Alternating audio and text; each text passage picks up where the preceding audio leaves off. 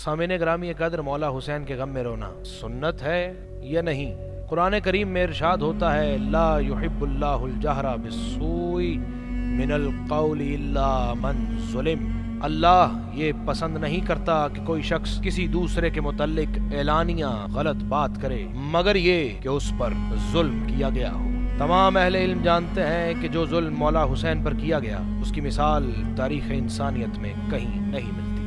बीबी उम्मे फजल रवायत करती हैं कि मैं रसूल अल्लाह के पास गई और कहा कि या रसूल अल्लाह, मैंने ख्वाब देखा कि आपके जिस्म का एक हिस्सा काट दिया गया और मेरी गोद में डाल दिया गया। तो रसूल अकरम सल्लल्लाहु अलैहि वसल्लम ने फरमाया कि तूने सच देखा है, अल्लाह मेरी बेटी फातिमा सलामुल्लाह अलैहा को एक बेटा अता करेगा जो तेरी गोद में आएगा। तो बीबी फातिमा सलामुल्लाह अलैहा को अल्लाह ने बेटा अता किया और मौला हुसैन अलैहिस्सलाम बीबी उम्मे फजल की गोद में आ गए और यही तो रसूल अल्लाह ने बीबी उम्मे फजल को बताया था। फिर एक दिन बीबी उम्मे फजल मौला हुसैन को लिए बारगाह रिसालत में पहुंची तो मौला हुसैन को रसूल अल्लाह की गोद में रखा तो रसूल अल्लाह मौला हुसैन का चेहरा देखकर रोने लगे। तो बीबी उम्मे फजल ने पूछा, या रसूल अल्लाह, मेरे माँ बाप आप पर कुर्बान जाएं, आप क्यों रोते हैं? तो रसूल अकरम सल्लल्लाहु अलैहि वसल्लम ने फरमाया कि जिब्राईल ने अभी अभी आकर बताया है कि तेरे इस बेटे को तेरी उम्मत शहीद कर दी।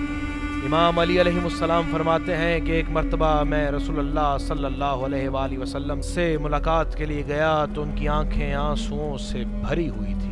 मैंने पूछा, या रसूल अल्लाह, आप क्यों रो रहे हैं? तो कहने लगे कि जिब्राईल अभी अभी बताकर गए हैं कि हुसैन को फुरात के किनारे मार दिया जाएगा। और फिर जिब्राईल अलैहिस्सलाम ने कहा कि क्या मैं आपको वो खाक, वो जगह दिखा दूं? तो उसके बाद उन्होंने करबला की खाक मुझे दे दी और मुझसे बर्दाश्त न हुआ और मैं ज़ारो क़ितार रोने लगा।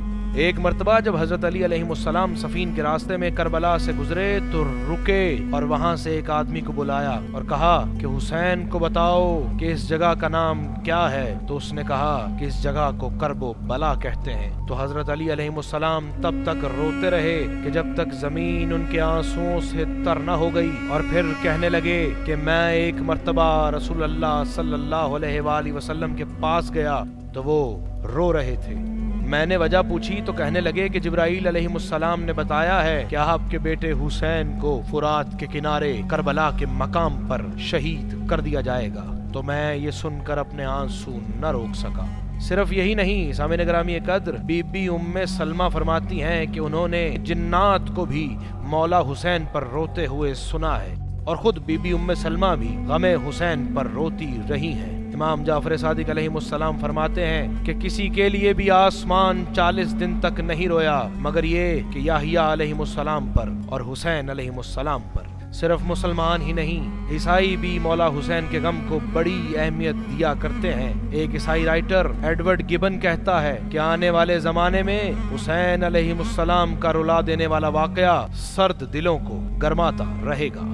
कुरान करीम में इरशाद होता है कि मैं नरम दिल वालों को हिदायत किया करता हूँ। सामिन ग्रामी कद्र मौला हुसैन के गम में रोना सुन्नत है या नहीं, इसका फैसला आप खुद करें।